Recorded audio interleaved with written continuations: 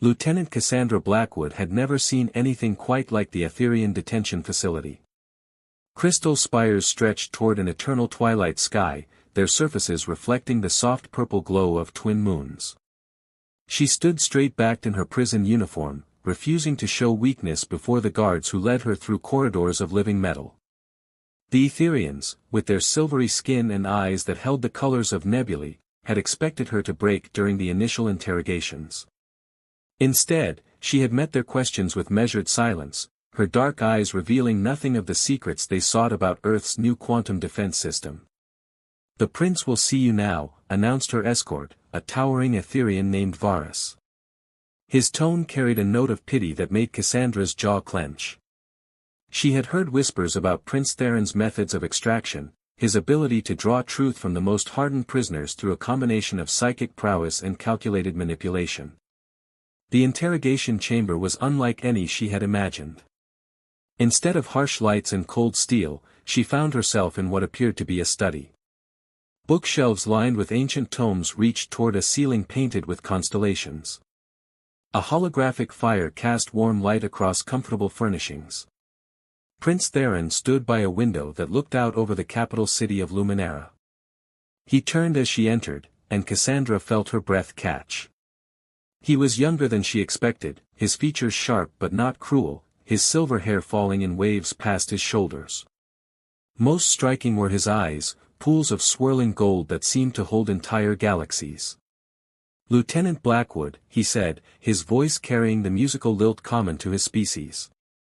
"Please, be seated." He gestured to a plush chair across from his own. Cassandra remained standing. "I prefer to face my interrogators on equal footing." A smile touched his lips. "This is not an interrogation, Lieutenant. This is a conversation. A conversation implies willing participants sharing information freely. I don't believe that's what you're after." Theron moved to a small table, where he poured 2 glasses of a shimmering liquid. "What I'm after, Lieutenant, is understanding. Your people believe us to be conquerors, hungry for territory and power. We see ourselves as guardians of order in a chaotic universe."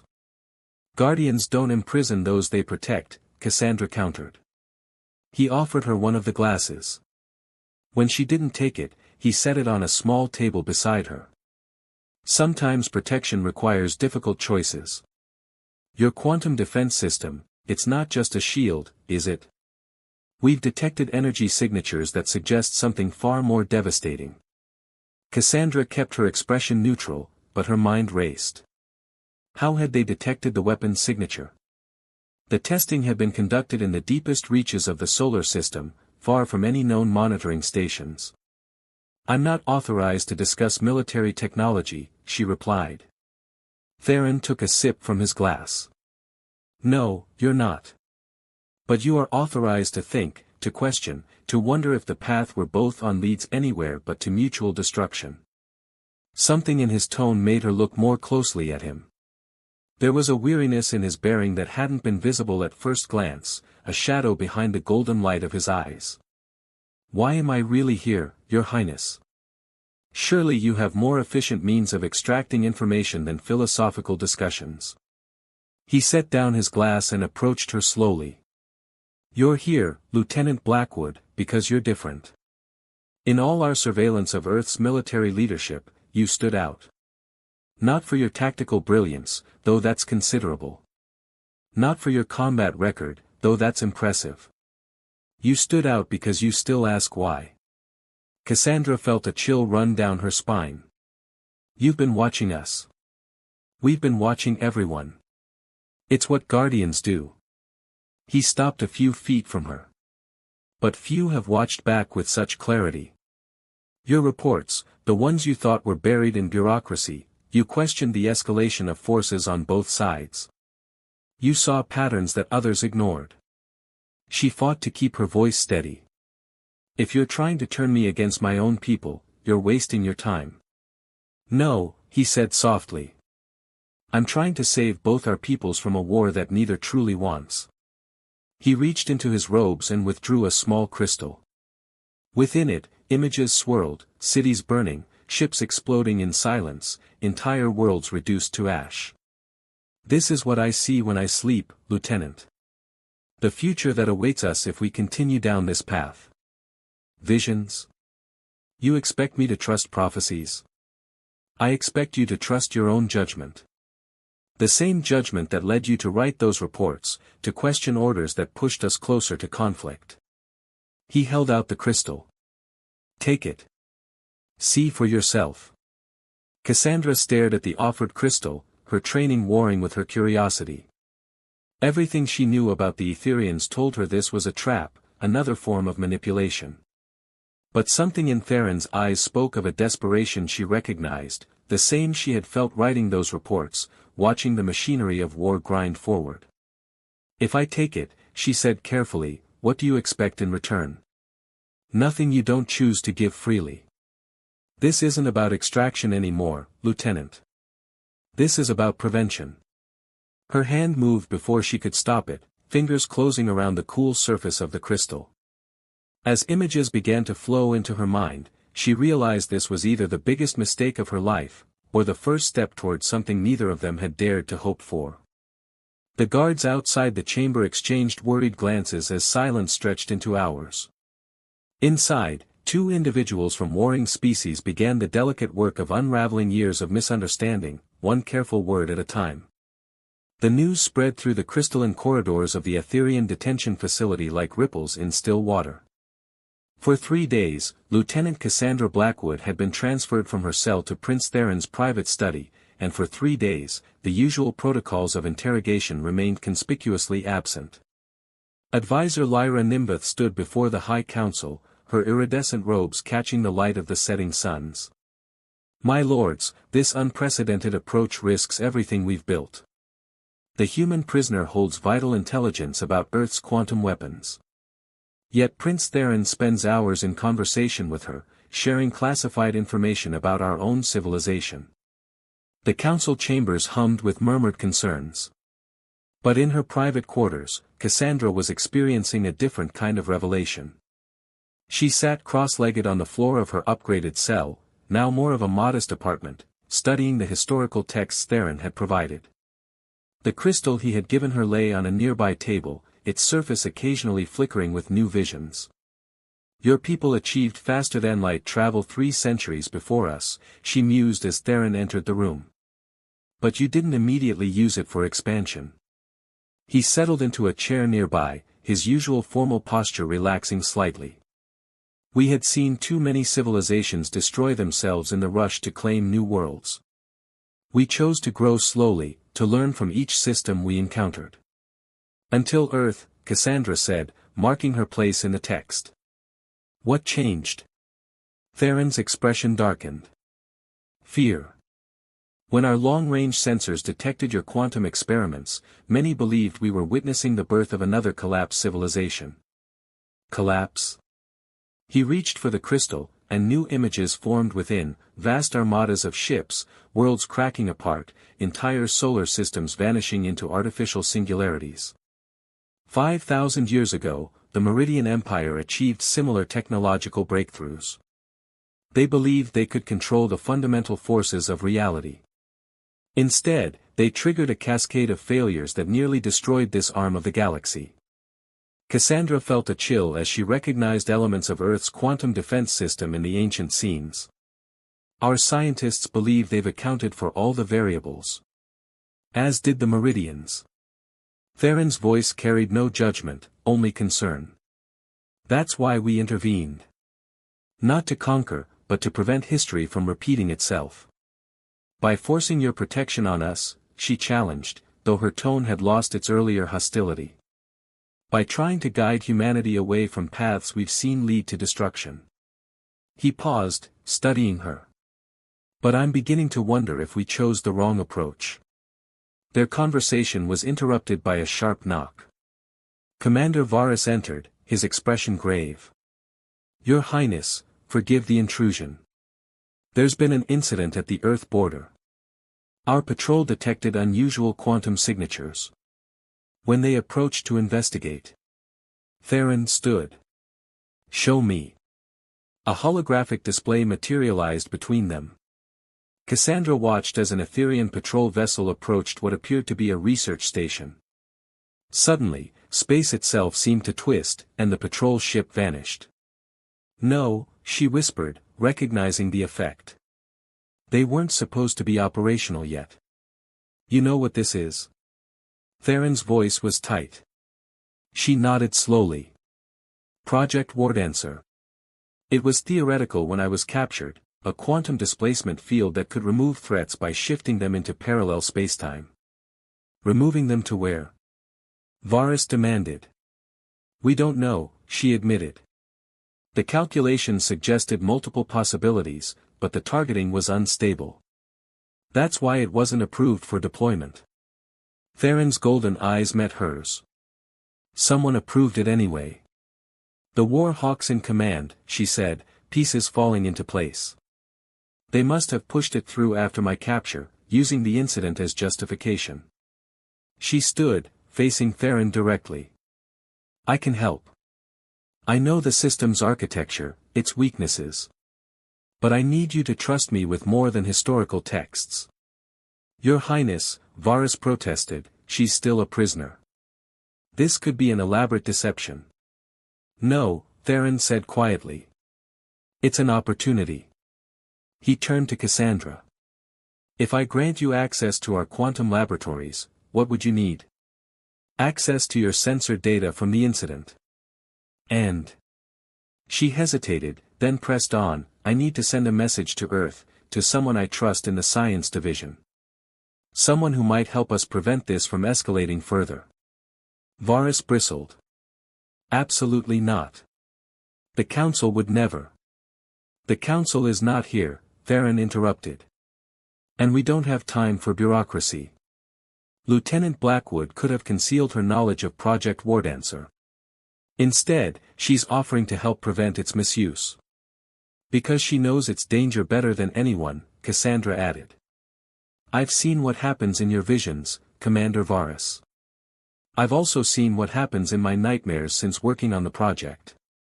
We can argue about trust and loyalty, or we can try to stop this before more ships and lives are lost." Silence filled the room as Varus and Theron exchanged looks. Finally, Theron nodded. "Prepare the quantum lab. And Lieutenant, write your message. I'll ensure it reaches your contact." As Varus left to make arrangements, Theron moved closer to Cassandra. "You understand that if this is a deception, it will mean the end of any hope for peaceful resolution." She met his gaze steadily. "And you understand that by trusting me, you're risking everything you've sworn to protect." "Perhaps," he said softly, "that's exactly what both our peoples need right now, the courage to risk everything for the chance of something better." Outside the facility, the twin moons of the Etherian homeworld cast their purple light across the city of Luminara. In offices and chambers throughout the complex, rumors continued to spread about the unusual relationship developing between a human prisoner and their prince.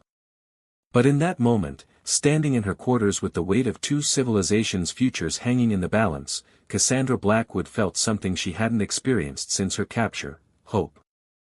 The quantum laboratory hummed with energy as Cassandra's fingers flew across the holographic interface. 3 days had passed since the incident at the border, and she hadn't slept for more than a few hours at a time. Beside her, Prince Theron studied the complex equations taking shape in the air between them. "The displacement field isn't just moving ships," she explained, highlighting a particular sequence. "It's creating microfractures in spacetime. Each activation makes them worse." "Like cracks in a crystal," Theron murmured, his golden eyes tracking the patterns. "Spreading outward from each point of impact." "Exactly. And if they intersect?" She manipulated the projection, showing how the fractures could potentially connect. The resulting simulation made even the stoic Etherian scientists in the room step back. "Total dimensional collapse," one whispered. The door to the lab slid open, admitting a breathless Commander Varus. "Your Highness, we've received a response to the Lieutenant's message." Cassandra straightened, her heart racing. She had sent the encrypted communication to Dr. Rowan Sullivan, her former research partner and one of the few people who had shared her concerns about Project Wardancer. The response could mean the difference between salvation and catastrophe. The message appeared in the air before them, and Cassandra's hope turned to ash. "No," she breathed. "They've arrested him." Theron read quickly. "Your Dr. Sullivan managed to send this warning before they took him. They're planning to use Wardancer against our capital city." "The fools," Cassandra slammed her hand against the console. "They don't understand. The fractures are exponential. Using it against a target this size could trigger a chain reaction across half the galaxy." "How long?" She checked the timestamp on the message. 12 hours. Maybe less. Theron turned to Varus. "Evacuate the city. Get word to the council." "The council," a new voice interrupted, "is already aware." Advisor Lyra Nimbeth entered the laboratory, flanked by armed guards. "And they are most interested in why their prince has given a human prisoner access to our most sensitive facilities." "Lyra," Theron stepped forward, "we don't have time for this. Earth's military is about to make a catastrophic mistake." The only mistake, Lyra's silver eyes flashed, was trusting a human spy. "Guards, take her." "Wait." Cassandra raised her hands as the guards approached. "Look at the data. Please. The evidence is right there." "Evidence you conveniently discovered," Lyra sneered. "After gaining access to our quantum technology." "Enough." Theron's voice cracked like thunder.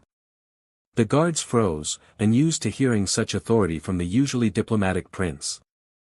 "Lyra, you've served the council faithfully for years. Look at these readings. Really look at them. Can you honestly say this is fabricated?" Lyra hesitated, her gaze moving to the complex equations still hanging in the air. As a senior scientist before becoming an advisor, she couldn't ignore the implications of what she saw. "Even if this is true," she said finally, "what would you have us do? We can't stop Earth's military with diplomacy at this point." "No," Cassandra said quietly. "But we can stop them with science." She turned to the console, pulling up a new series of calculations. "The quantum displacement effect works by creating a temporary bridge between realities. But if we could generate a counter-resonance, we could neutralize the weapon," Theron finished, catching her thought. "But that would require direct access to Earth's quantum research facility." Cassandra met his eyes. "Where they're holding Dr. Sullivan." Lyra laughed bitterly.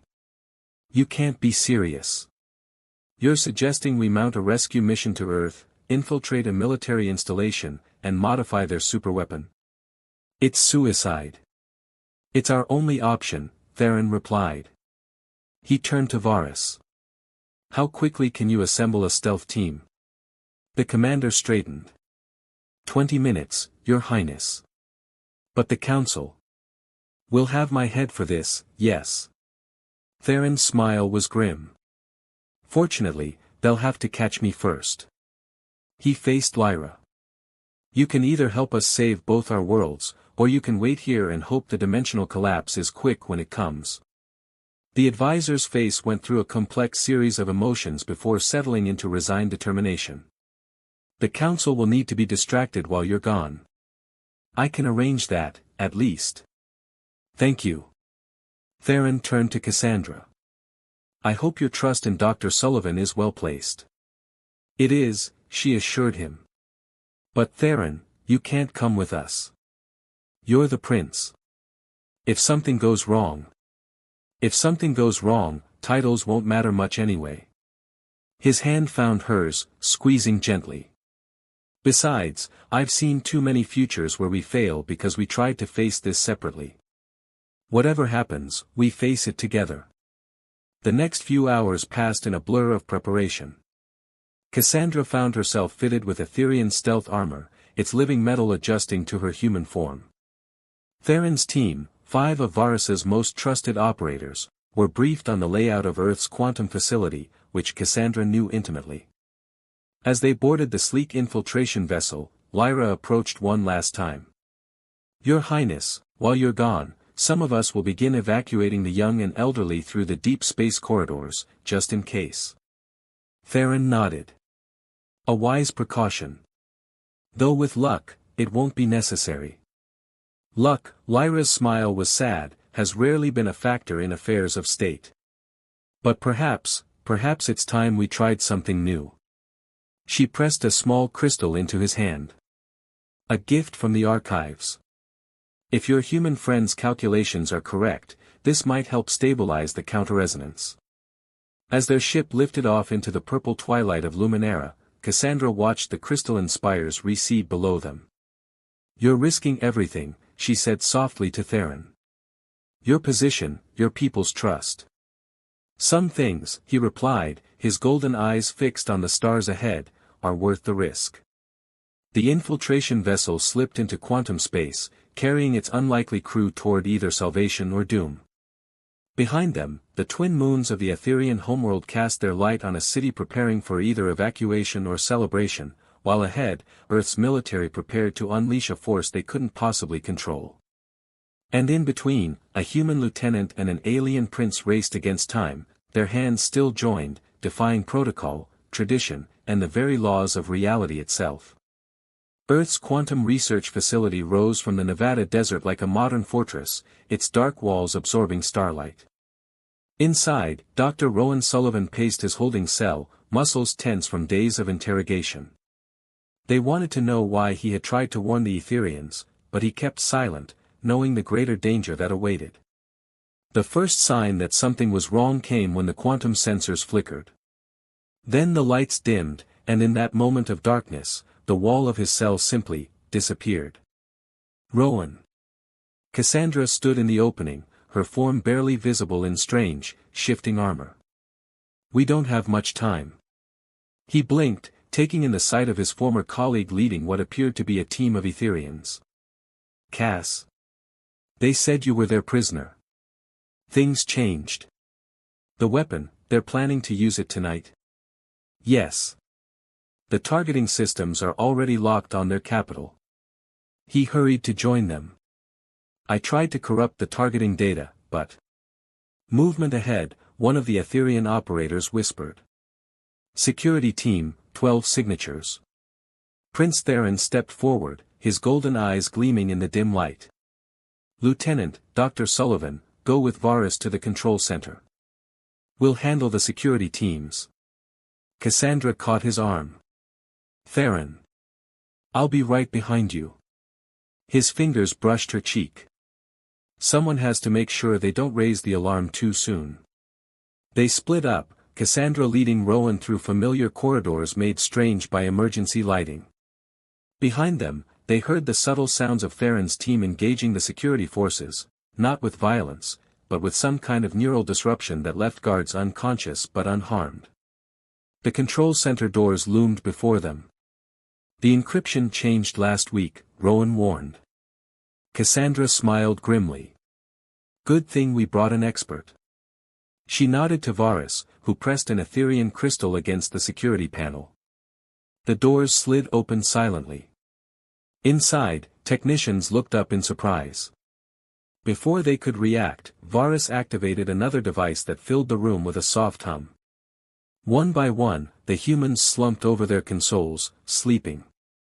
Quantum sedation field, Cassandra explained as they rushed to the main control interface. They'll wake up with nothing worse than a headache. Rowan's fingers flew over the familiar controls. The targeting system is locked. Even with administrative access, I can't wait. He looked closer at the code scrolling past. These patterns, they're similar to the Etherian quantum signatures. Because both technologies draw from the same underlying principles, Cassandra confirmed. She pulled Lyra's crystal from a compartment in her armor. Which means we can use this to create a bridge. They worked frantically, Rowan's expertise with Earth's systems combining with Cassandra's understanding of Etherian science. The crystal pulsed with increasing brightness as they integrated it into the quantum matrix. Done, Rowan announced. When they activate Ward Answer, this should. Alarms blared. On the main screen, they watched as the weapon powered up, its activation sequence already past the point of no return. "No," Cassandra breathed. "We're too late." The door burst open. Theron and his team rushed in, showing signs of combat. The security teams managed to trigger a silent alarm. "We have minutes before reinforcements arrive."